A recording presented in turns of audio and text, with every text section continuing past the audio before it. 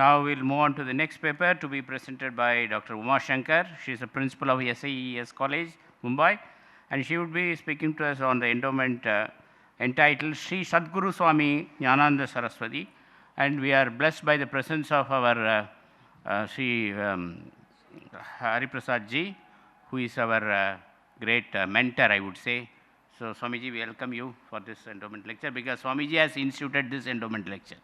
Respected Chairperson, Revered Sri Hari Prasad Swamiji, I thank Dr. Paneer Selvam for inviting me to give this endowment lecture today. It really feels me humbled and blessed to deliver the first Sadguru endowment lecture. The title that I have taken is the Bhakti Rasa of Madhusudan Saraswati, which I have titled as Tat Neelam Maho Dhavati. Vamshi Vibhushitakaran, a great Advaitin of Madhusudan Saraswati, if he says that if the yogis with their minds which have been brought under the control through the practice of meditation see such transcendental light with or without the qualities they may have it, let them all see that. But a true bhakta will just see a blue light floating in the Yamuna river, and therefore Tat Neelam Maho Dhavati. Madhusudan Saraswati is a towering personality among the Advaitins of India. An oft-quoted verse which popularly makes him, define him or rather introduce him to the world of philosophy is Madhusudana Saraswatyaha Param Veti Saraswati.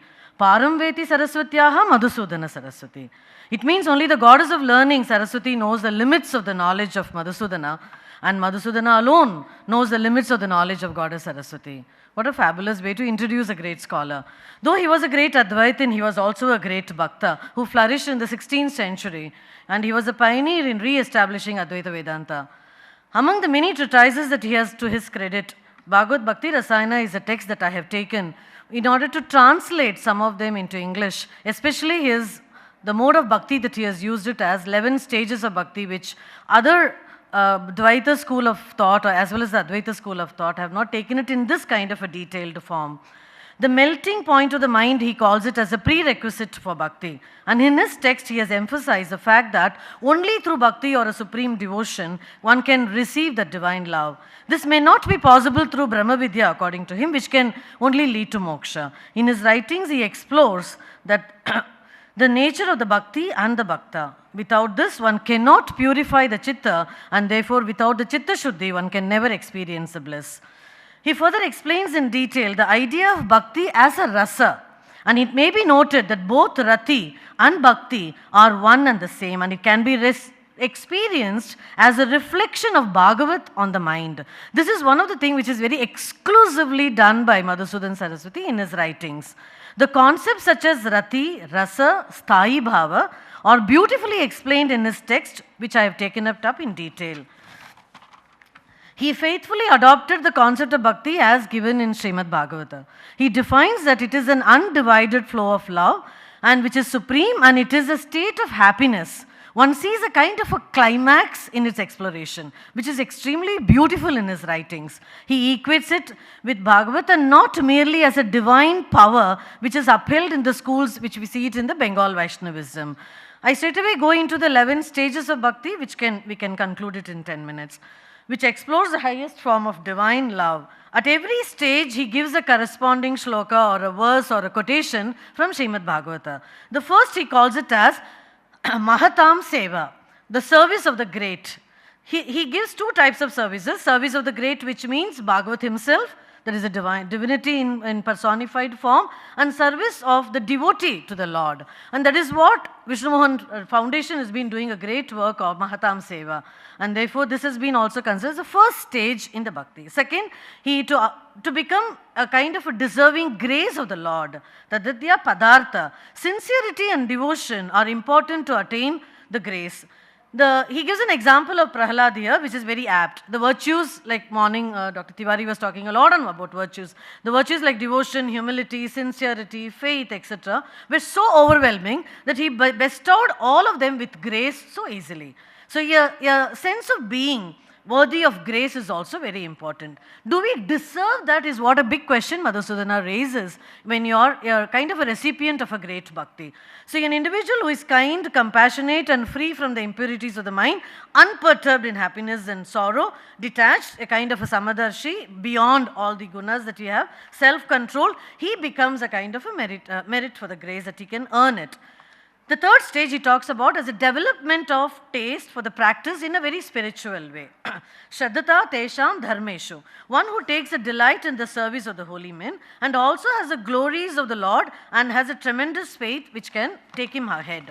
The fourth stage that he says is listening to the glories of Hari. That is Hari Gunastuti, which is also one of the greatest movement which Vishnu Mohan Foundation has been doing it and which Sadhguru has also been employing it in various forms. This is another way of implying the actual practice of the Navavidha Bhakti which we are very familiar in Srimad Bhagavatam. This is important because Shravana is one of the ways to practice the fundamental stone of Bhakti, in the steps of Bhakti. The senses are meant to engage in the devotional spirit. The fifth, Madhusudana says, is a reflection of Bhagavat in the melting of mind. The melting of the mind is in one full chapter in Bhagavad Bhakti Rasayana. He explores it in detail. Sorry, I am not able to go in detail with them. By constant practice of devotion, Bhagavat emerges like just as a fruit that comes over from a seed, he says. The Sthayi Bhavas which develop into a Bhagavat, the Bhakti becomes, as the Bhagavat is the Rati, he calls it. And in Bhagavatam, we have a similar shloka which says, unless one develops attraction and love for the Lord Krishna, his release from all the other embodiments is not possible. It is for the Shraddha or the faith, the form of the Rati that emerges that out of it, turns into Bhakti Rasa. Sixth, he calls it as the understanding of the Swarupa. This stage is very similar to the Brahma Vidya of Advaita Vedanta that we are also familiar with. This has three sub-stages which I am not going into it. As extolled in Bhagavat, the Vasudeva is not merely the son of Gopika, but he is a witness of the inner sense of all embodied beings. That is what Madhusudana in his own writing on Krishna, he says, Tad Neelam Dhavati. He doesn't even want to give a name to it because Nama Rupa, all of them goes beyond when you are talking about Krishna, who is just the indweller of them. Then development of divine love, Bhagavata Prema Vriddhi he calls it in the seventh stage. Due to Vairagya or the detachment from the world, there is a gradual and natural development of intense love for the divine. This may appear a kind of very strange, but it is very interesting to note that this is a beautiful experience to have it. Hence devotees may cry, dance, sing, go into a mad mood. He is overpowered by those emotions. The eighth stage is a direct revelation of bliss. He called it Tasya Spuranam. When there is a total surrender, including the mind, the devotee sees the Lord, and such a direct revelation is it makes him transformed into a state of bliss. And the ninth is a total absorption in Bhagavat, where he calls it as this is a stage of total absorption, as he is not disturbed by the activities of in the empirical world. He may continue to get indwelled in the empirical world, but he is not perturbed by that. His deep contemplation and absorption takes him to a higher state. The 10th is a manifestation of the excellence of Bhagavat, where he says as one remains in the stage of absorption, the devotee experiences the great virtues of Lord, which you find a kind of shade with the Vishishta Advaita of Samipya, Sarupya, and finally into Sayujya. That's one of the reasons why, very philosophically speaking, Madhusudana Saraswati could be placed somewhere as an Advaiting so close to Advaita, but when you talk about Bhagavad Bhakti Rasayana, you feel like placing him between Advaita and Vishishta Advaita. As the Lord states in Gita, Name Bhakta Pranashyati, he too, the Lord, once he takes the Bhakta as to himself, he will see to it that the Bhakta will never perish. And the last 11th stage, he says, the climax of the divine love into an intolerance of the separation which leads to total surrender. He calls it as a Prema Parama Kashta.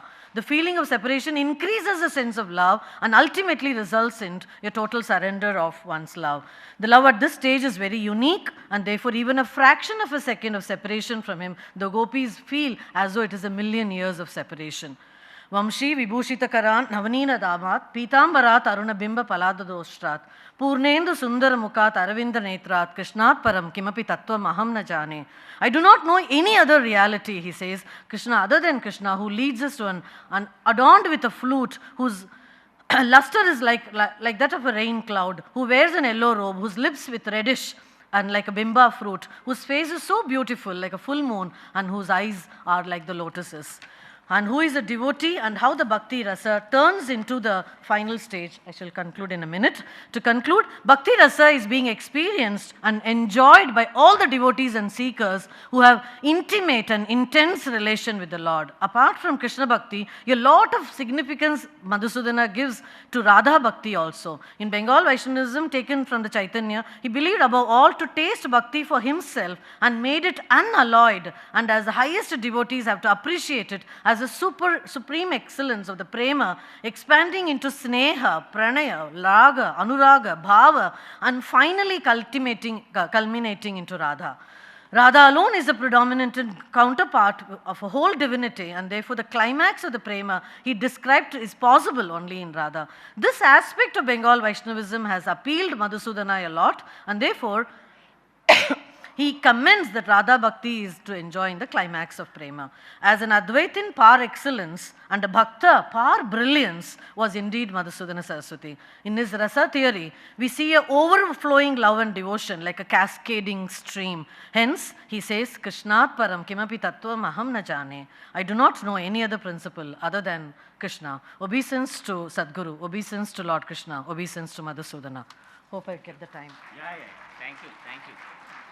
Thank you, Dr. Umaji, for your inspiring talk. We are grateful to you.